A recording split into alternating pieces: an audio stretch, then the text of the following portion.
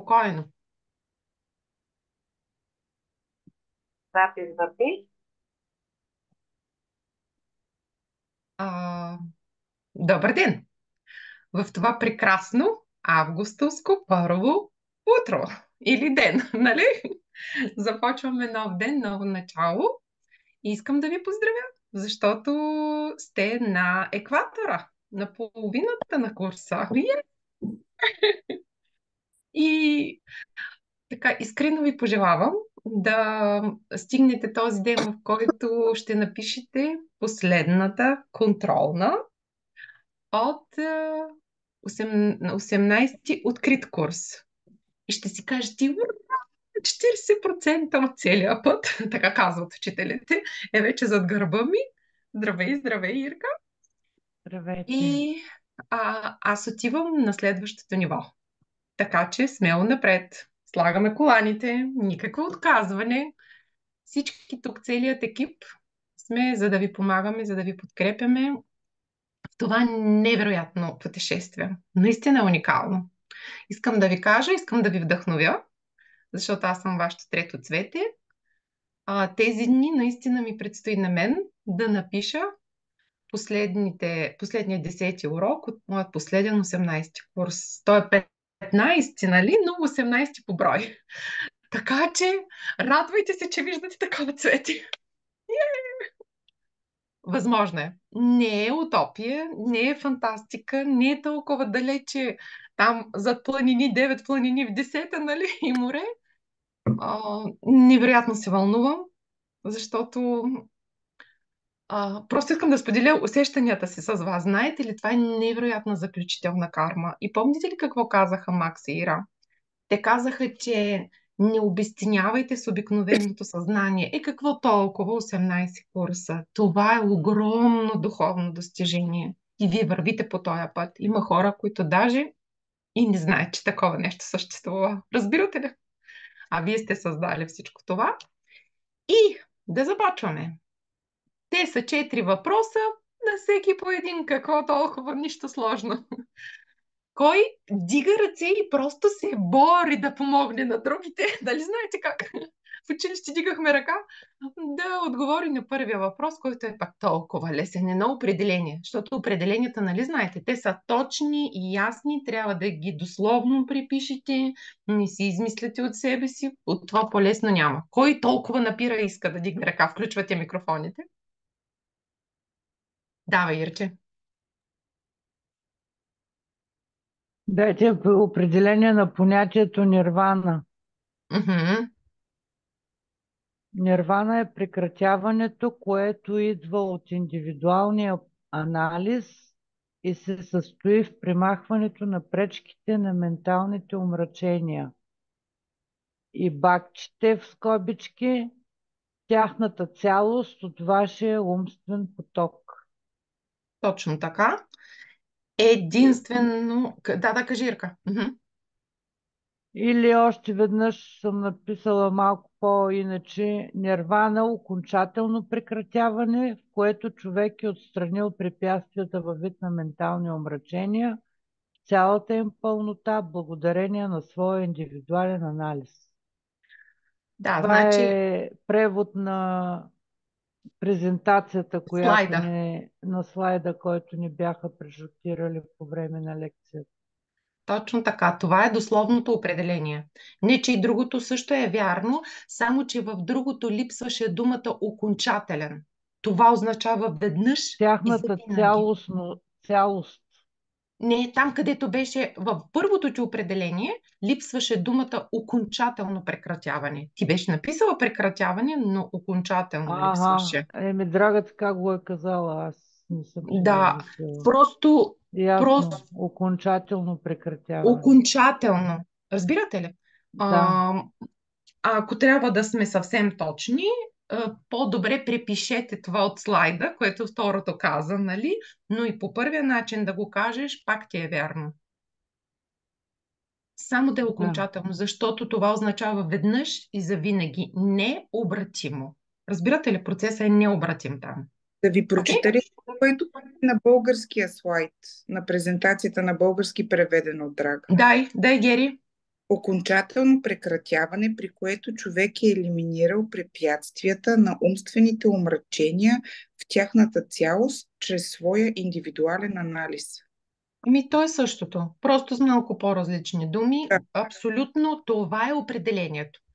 Определенията са строги, определенията не си ги измисляме, определенията се пишат едно към едно. Разбирате ли? Окей. Въпроси тук?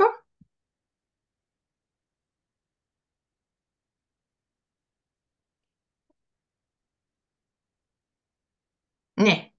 Имате... Не съм като Макс да се чудя. Дали казвате, не ли казвате, разбирам ви в езика на главата. Добре. Номер 2.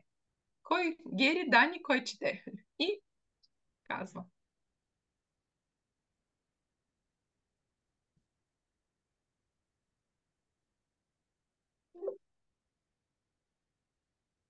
Ако няма желаящи, аз мога да продължа.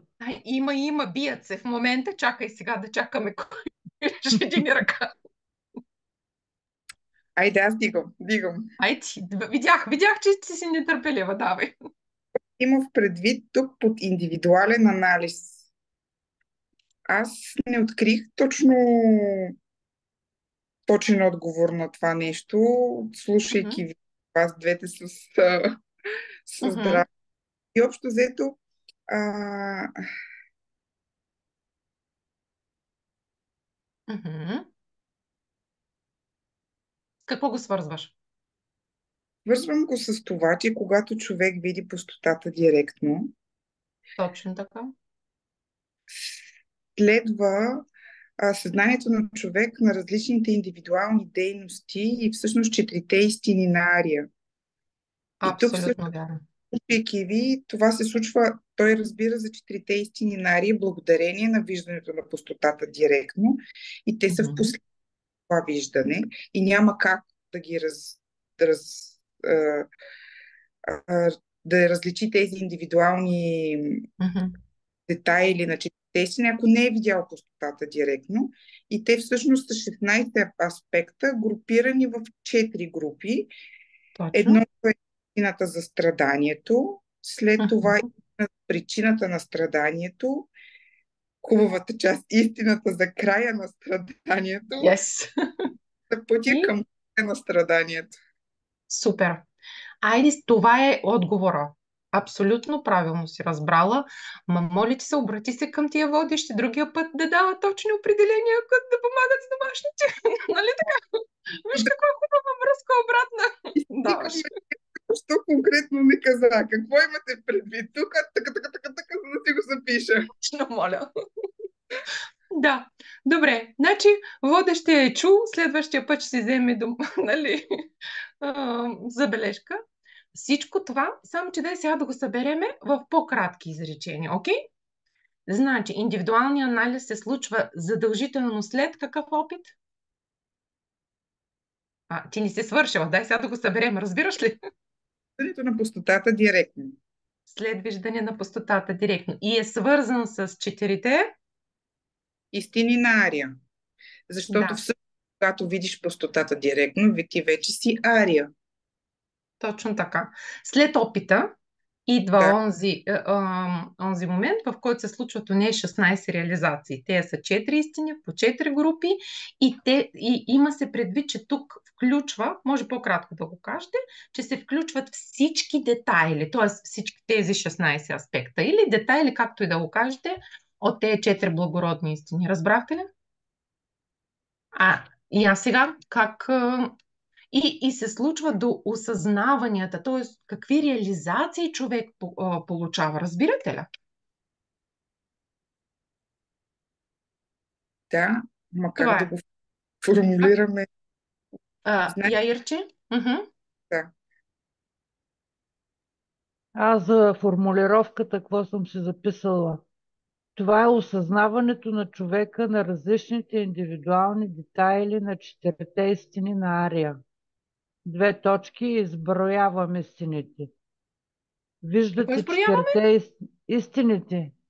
Казваш ги, Истина на добре. страданието, истина за причината на страданието, истина за края на страданието, Истина за пътя, прекратяващ страданията. Виждате четирите истини на Ария, след като директно възприемате пустотата. Това съм записала за този въпрос.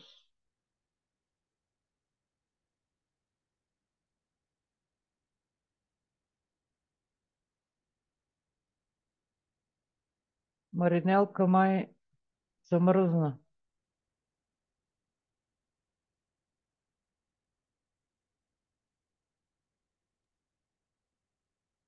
Да, точно така. Това е, Ирка, правилният отговор.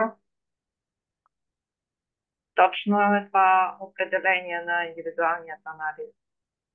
И всъщност всички тези осъзнания, които идват след виждането на пустотата, 16-те аспекта, това е всъщност индивидуалния анализ, защото това го прави всеки ария индивидуално, на базата на собствения анализ. Тези осъзнания, те идват. Аз се извинявам, насело съм малко интернета. Да, благодаря, Руми, че се включваш. Благодарение на този индивидуален анализ, благодарение на тези озарения, осъзнавания, които се случват, нали, тези 16 детайла, отделните детайли, 16 аспекта ги казват от 4 истини, благодарение на това стигаме до нирвана. Нали разбирате? Благодарение на това. Ако имаме този опит, тогава ще можем следващото да... Тоест, е семето за този резултат. Но това не го пишете. Не, това не го пишете. Това, което каза Ирка, е достатъчно. И Гери също, което каза. Просто при Гери беше цялата информация е вярна, Гери, малко по-фокусирано. Но аз разбирам, защото много е сложен езика. Той не е такъв обикновен. Отивам на магазина, купувам си сирени домати, нали? Такъв. И заради това е сложно да се концептуализира, но и двете казахте вярни неща. Супер. Въпроси тук? Трябва ли да спомена 16 детайла на четирите Не, не, сценария или не, е не. достатъчно различните индивидуални Това е детайли? достатъчно. Достатъчно Добре. е. Макс, когато се готвихме и имахме среща, той каза, този урок не е за това да се разглеждат всички 16, а просто да се даде на вкус, че има такива. Нали? Да се докоснем до това нещо. Не е целта да се описват всички. Не. Дани, други въпроси? Извинявам се. По втори въпрос.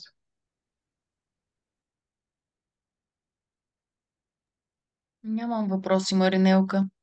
Аз исках, ако може да се включиш, понеже не знам, нали, без камера си, можеш ли третия Ами, или не можеш? не съм подготвена, изобщо не мога да се включа. Разбирам. Чудесно, поздравявам те. Искам да знаеш, че това, че си на занятието е по-важно, отколкото, че не си написала домашното. Мисля, че го уточнихме вече, нали? Руми каза вече веднъж. Чудесното. Да, по-важното е да си тук и да си хваната за правилната нишка. Разбираш ли? Никакво пускане. Така, значи продължаваме. На Ирка и на Гери ще се падне по още един въпрос. Ирче? Ами тук не съм много подготвена, но Каквото какво си написала, няма. представлява препятствието във вид на умствените умрачения? Мгм. И тук съм записала определението на Бакчак. Потенциалът за лоши мисли, семената, умствените петна и предразположението да правите едно и също нещо отново и отново. Те блокират или ви пречат да постигнете нирвана. Така. Добре. Има много, много, как да кажа, вярно е това, което си описала. Спокойно. Просто тук се има предвид препятствия във вид на ментални умрачения. Препятствията биват различни, и тези обаче, А, които са във вид на ментални умрачения, това означава, какво означава? Негативните ни мисли, негативните емоции, те ни пречат да достигнем какво? Ти си го казала. нирвана. Това е. Разбрахте ли? Тук може би трябва да пишем, че има първични и вторични, че първичните са 6, вторичните 20. Няма да ги За... описвате всички. Не, просто по-общо. Разбрахте ли? Няма да ги разказвате всички първични, вторични, които са там по брой. Това е в друг курс. Спокойно. Просто по-общо казвате, че това са препятствия към достигане на нирвана. Разбрахте ли? Тоест препятствията във вид на ментални умрачения или как беше преведено по друг начин, беше преведен въпрос. Я ми го прочете още веднъж. Какво представлява препятствието във вид на умствените умрачения? Умствено умрачение. Ето това.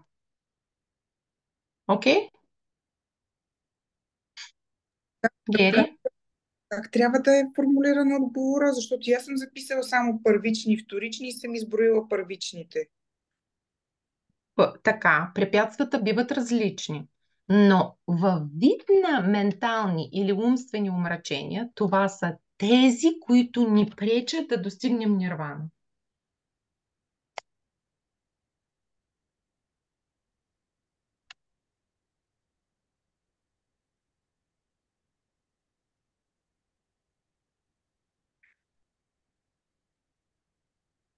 Даже в отговора дават, ама, че препятствията са от два типа. Тези, които ни пречат да достигнем нирвана и тези, които ни помагат да достигнем пълното просветление. Но ние говорим за тези, които са препятствия за нирвана. Защото препятствието, за да достигнем пълно просветление, там са най-финните, които не ни помагат да получим последното в съзнание. Но това не ви трябва сега.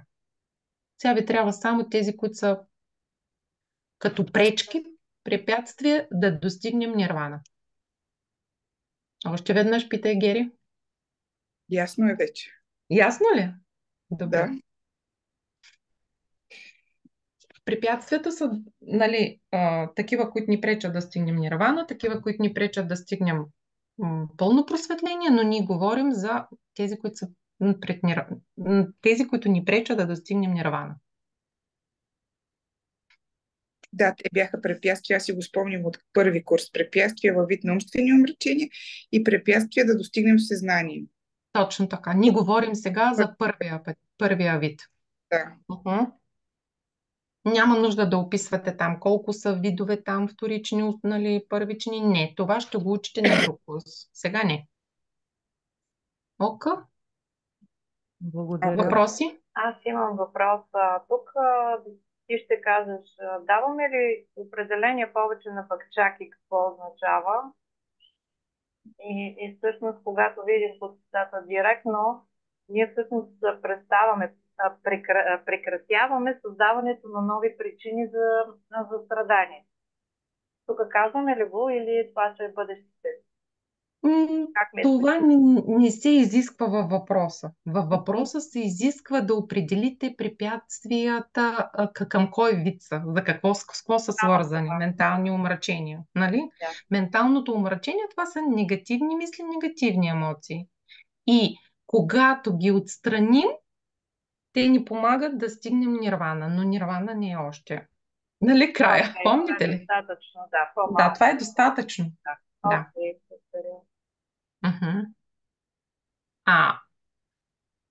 И последния най-лесния въпрос. Гери? Какво представлява естествената нирвана? Собствена нирвана ли е тя? Естествената нирвана е другото име на пустотата или абсолютната реалност, не е окончателно прекратяване на умствените омрачения на човек поради директното възприятие на пустотата. Аз сега го чета това, което пишеше в слайда, но теб те слушах 3 пъти, докато ми стане ясно. Добре, какво разбра ти? На самия курс, значи естествената нирвана всъщност е пустотата. Тук все още не сме постигнали пълно отстраняване на всички умствени омрачения, която всъщност е нирваната. Така. Двете неща Окей. Ясно ли е, че... Вижте сега. Пустота, това е едно име. Имаме естествена нирвана. Просто това е друго название, друго име за едно и също нещо. Разбирате ли? Да. Но това не е тази нирвана като състояние на ума, в която от менталния поток на човека, нали, на съществото, са премахнати всички тези умрачения. Разбирате ли? Стана ли А- по-ясно или пак е забъркано? Аз го разбрах още от теб сега, слушайки записа няколко пъти. Мгм. Просто е друга дума, но не е тази, която ни трябва за обикновената нирвана. Разбирате ли? Тази, която вече е това, което искаме да постигнем. Иначе това, което си написала е вярно. Ирка, ти? Други И аз въпроси? това съм записала. Я прочети. Естествената нирвана, това е другото име на пустотата или на абсолютната реалност. Мгм. Не се явява окончателно прекратяване на менталните омрачения на човека, благодарение на директното възприемане на пустотата. Точно така. Тоест, тя не е истинската нирвана, която търсим, окей? Да. Добре. Това е лесно. Просто е с, как да кажа, с друг термин обозначена пустотата. Пустотата – отсъствие на самосъществуващи обекти, защото всеки обект има такава пустота. Нали, компютъра, кръка ми, тялото ми, леглото, стаята, зума, приятелите ми, всички имат пустота. Планетите, разбирате ли? Това не е тази нирвана, която прекратява негативните емоции. Супер! Браво на вас! Остава едно домашно.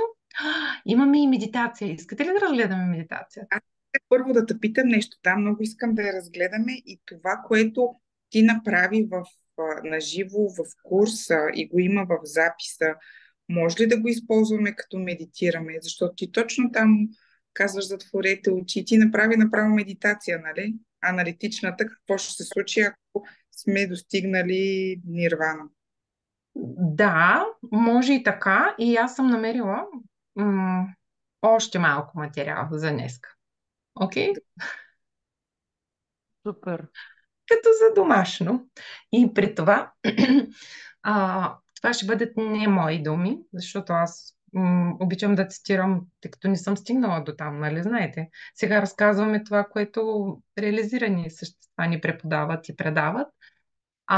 В учебника за седмо ниво има специална глава, която е за нирвана. Там е по друго име, пълен покой, но същността е съща. Просто за да ни плаши обикновените хора, Гешева слага друг етикет, нали? Но то е за същото нещо, за същата реализация. И на мен много ми хареса, защото там той се е постарал максимално с прости, обикновени, да кажем, думички, които са разбираеми за всички, нали, не е по-специфичният език, да опише какво значи нирвана. Аз също ви дадах пример. Може да ползвате и двете. Затова предлагам следното. Сега ще направим още един вариант, т.е. един подход към нирвана, как би се усещала тя, само че чрез устата, чрез езика на Гешела. Вие ще си направите още една медитация, която може да бъде и микс между и онова в урока и това, което днес ще ви дам, окей? Готови ли сме? Yes!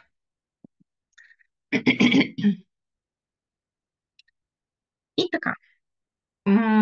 Тук подходът е малко отдалеко, но той е много важен. Ще разберете защо, окей?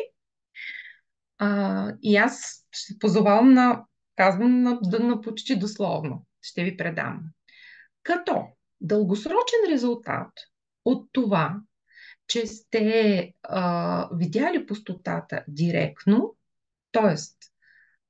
имали сте този директен опит, вие влизате в състояние, което се нарича да влезеш в поток. Това е необратимо. Оттам насетне вие не може да се върнете назад. когато видите пустотата директно, особено с абсолютна бодхичита, т.е. тези същества от всички планети и им обещайте, че ще се погрижите за тях. И благодарение на изключителната мощ на тези 20 минути от докосване на висшата реалност, пред вас се отваря този неизбежен жизнен път, който ви остава да извървите до края. И може да си представите този път, като сякаш са ви качили на конвейер, който се движи с една и съща постоянна скорост, без да спре, до този момент, докато вие не достигнете това състояние, което, както ви казах, в DCI се казва пълен покой, а в ACI се нарича нирвана. И между виждането на пустотата и между нирвана има още няколко линии, още няколко направления, които трябва да се минат. В ACI те се наричат хуми. Това са нива. От първо до 8 трябва да достигнете. Окей? И нека сега да се върнем към този момент, когато вие за първи път сте чули за химикала. И в зависимост от това, колко внимателно сте слушали и колко много след това сте мислили за това какво ви дава този инструмент, вие започвате да разбирате и да достигате до такова разбиране, че всички хора около вас, целият свят и всички събития, които ви се случват в живота ви, произлизат от семена във вашето собствено съзнание. И колкото по-често се връщате към тази тема, колкото повече слушате и мислите за дълбочината в химикала, отново и отново, толкова по-добре това разбиране, че света работи точно по този начин, се закрепва във вашето съзнание. Тоест, става все по-устойчиво. И да, ще имате сложни моменти в живота, като при всички нас. Това може да е проблеми и сложности в работата, в отношенията, у дома и където и да е било, на каквито и да е места. Но постепенно ще дойде момент, в който ще се върнете от дома с натоварени с тези тежките чанти продукти. Вашият мъж ще се разкрещи, защо не му е готово, например, вечерята и ще ви обиди по някакъв начин, ти си глупачка, но вие бавно и спокойно започвате да реагирате на това не по естествения начин да се разкрещите в отговор, а да замълчите. Защо? Защото химикала е започнал да влияе на това как реагирате, как отговаряте. И колкото повече по-добре си спомняте и не забравяте, че съпругът ви или партньорът ви произлиза от вас, колкото е по-силна способността ви да съхраните своя ум съсредоточен на тази истина, момент след момент, толкова по-спокойна ще бъде вашата реакция и вашият отговор. Когато за първи път се сблъскате с абсолютната реалност, неимоверната, изключителната сила на тази висша реалност прави вашият ум много по-спокоен и вашият отговор също много по-спокоен. И определена част започва от вашето същество да се намира под това постоянно въздействие на тази вечна истина, че светът произлиза от нас. И тя автоматически ни кара да сме в такова състояние, че когато имаме някакви предизвикателства, ние максимално спокойно реагираме на тях и знаем, че просто трябва да посеем правилните семена. И по този начин вашите спокойни отговори, вашата спокойна хармонична реакция става все по-дълбока и по-спокойна с всеки изминал ден, след като вие сте видяли пустотата директно, след тези безценни 20 минути. И на определен етап от вашето развитие, вие първо повече никога не влизате в заблуждение, че грубата реалност, светът около вас, произлиза от самия себе си. И второ, повече не се заблуждавате относно финната реалност, относно финните неща и вътрешния ви живот. Това, което се отнася за вас самите. И в резултат на това, че вие не влизате в тези заблуждения, представете си как от вас започва да се отпуска, да се освобождава един огромен емоционален товар. Товарът, който е предизвикал това заблуждение, а пък заблуждението предизвикал тежестта на този емоционален товар.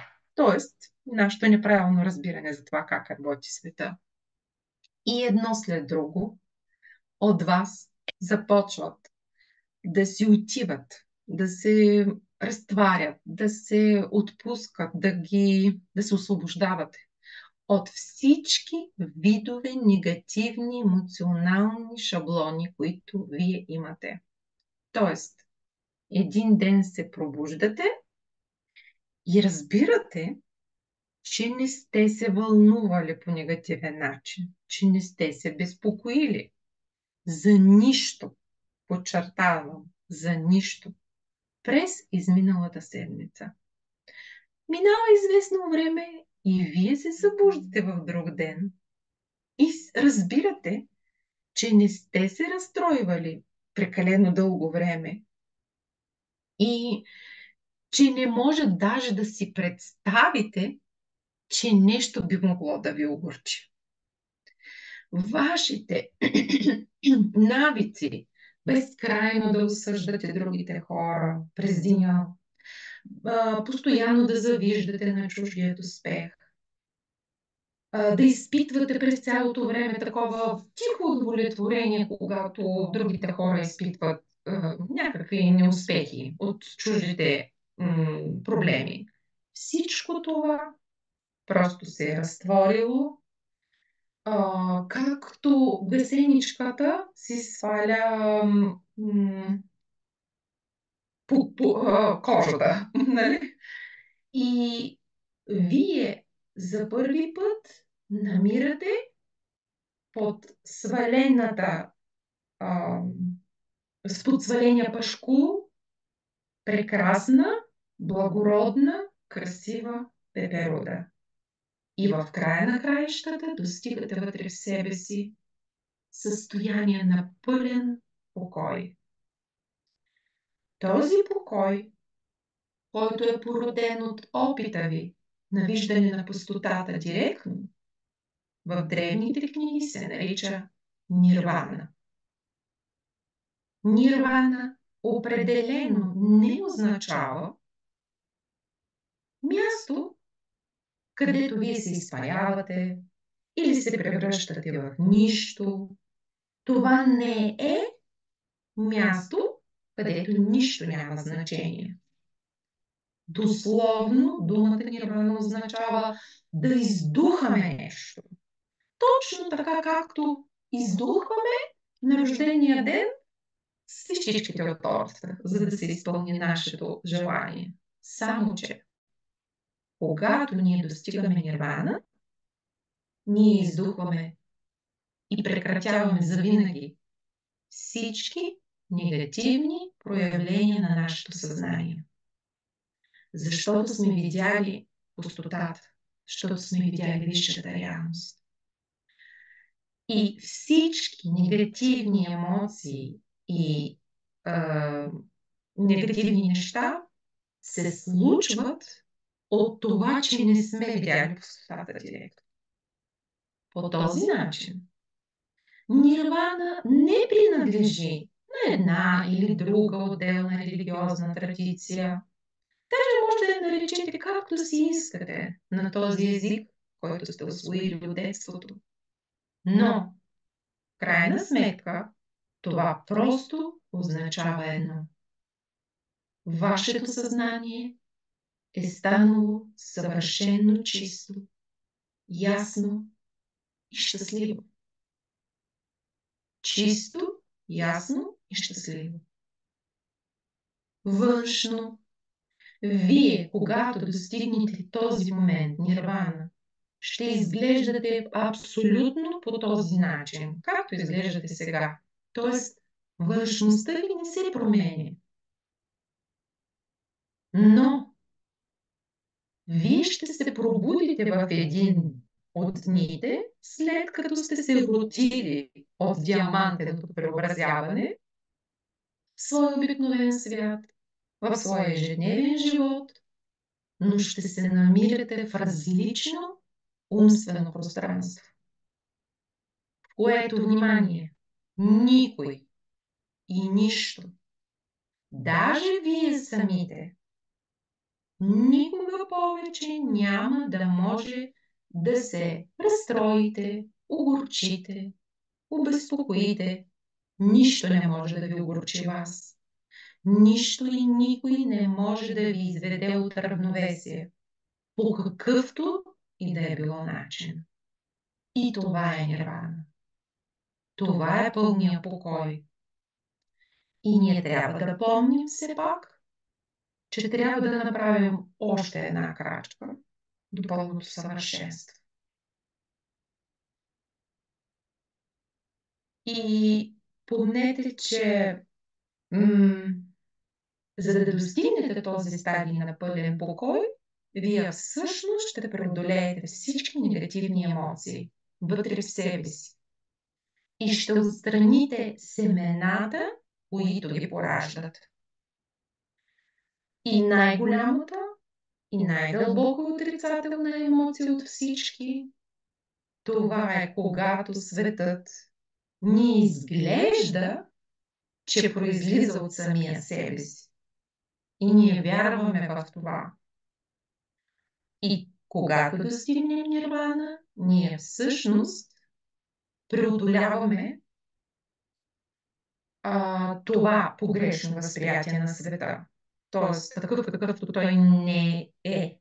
Той изглежда по един начин, но не съществува по този начин.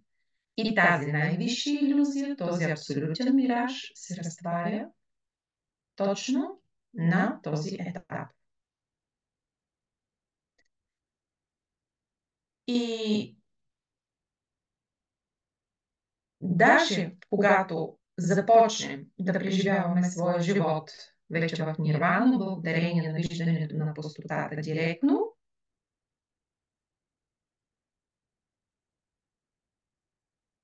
ние повече няма да се връщаме към това измамно възприятие на нещата.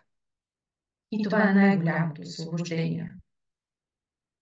Благодарение на това, че сте видели лицата на всички живи същества в Вселената, благодарение на това, че сте видели себе си напълно съвършен, който ще се грижи за всяко живо същество, така както майката се грижи за децата си,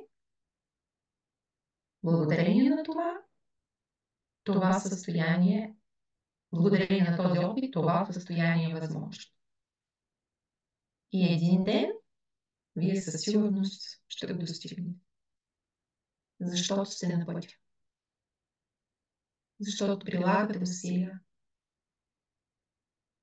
Защото виждате в своя живот и около себе си хора, които са го направили.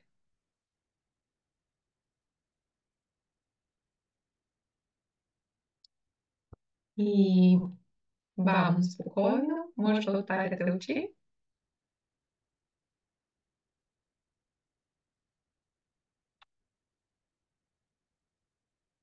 да благодарим на нашия любим скъпоценен учител, че ни предава как изглежда на вкус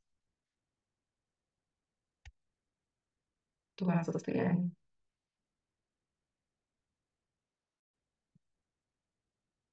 Нещо има ли нужда да така както въпрос да е възникнал или да направим едно красиво посвещение?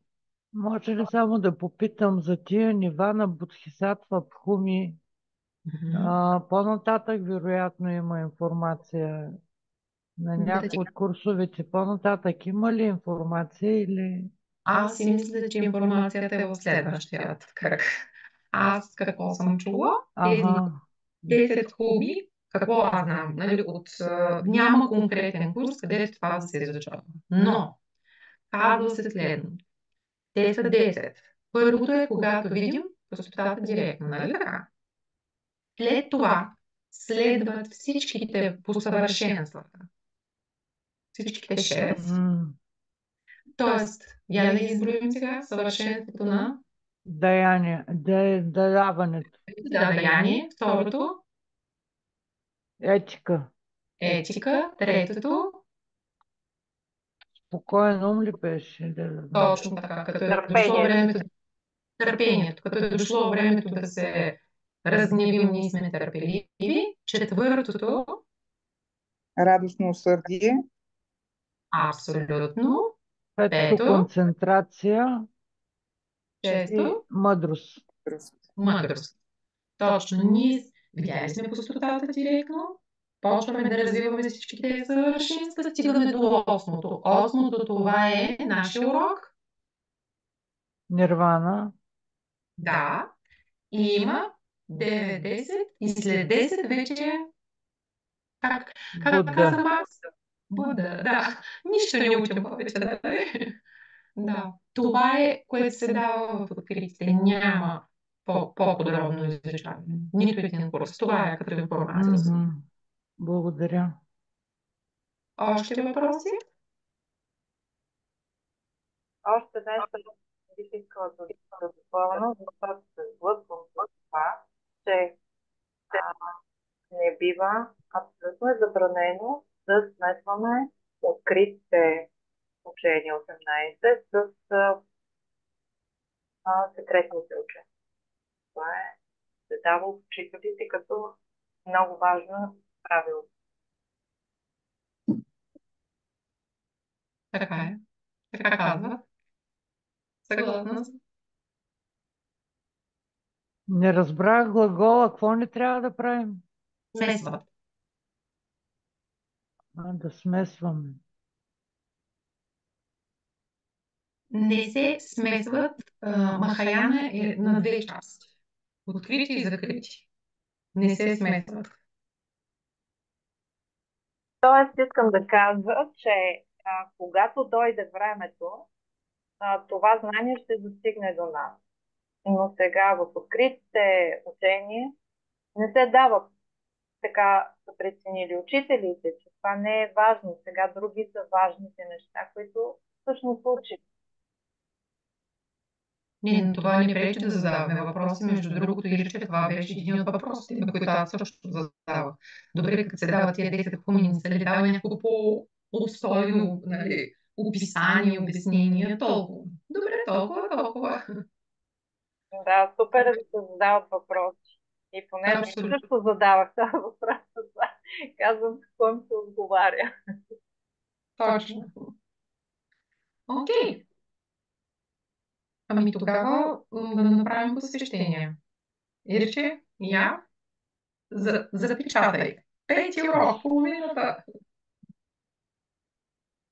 Ако е истина това, че днес 44 минути посветихме на изучаването на 5-ти урок за нирвана, нека тази истина стане причина за това да видим пустотата директно, бързо в този живот и да достигнем след това и нирвана и след това до пълно просветление Да бъде така. За благото на всички живи същества. Да бъде така. Така да бъде. Благодаря от сърце. Обичам ви, прегръщам ви, благодаря ви. Невероятно. Много благодаря за вашето За присъствие и намеса. съвместната така светлина, нали? Да. Благодаря на Рум, благодаря на Драга, благодаря на всеки един от вас. Пишете домашните, радвайте учителите, да ги имаме, иначе това са също семена, може да ги загубим. Не искам такова да се случва. Много благодаря и аз. И последно, без камера съм извинена, нямам батерии, всеки момент ще ми падне телефона. Искам Кажи ми. само всеки път, когато Ирка прави съобщение, защото аз все още не знам това, казва, ако е истина това и споменава какво правим, нека тази истина е причина за. Така ли се прави в принцип? Това е един от вариантите, да. Ако е истина, че съм направила това нещо и работи така светът, то тогава нека това да стане причина да се случи такъв резултат. Тоест, ако е истина, че съм посяла диня, да семе на диня, да получа диня, нали? Само това е един от вариантите, да. Това се нарича акт на истината и не знам каква страничка. Там има го в шлифоващия диаманти, цяла страница има за акт на истина. Благодаря. Чули? Чух. Добре. Записах даже. Да, даже в източниците се казва, че е имало такава история, когато така, висши същества са призовавали този акт наистина и река Ганг се обърнала да тече в противоположна посока. Благодаря много. Огромна е силата на акта на истината. Благодаря на всички. Надявам се и следващите разбори. Да. Съвместно. Благодаря на Маринела.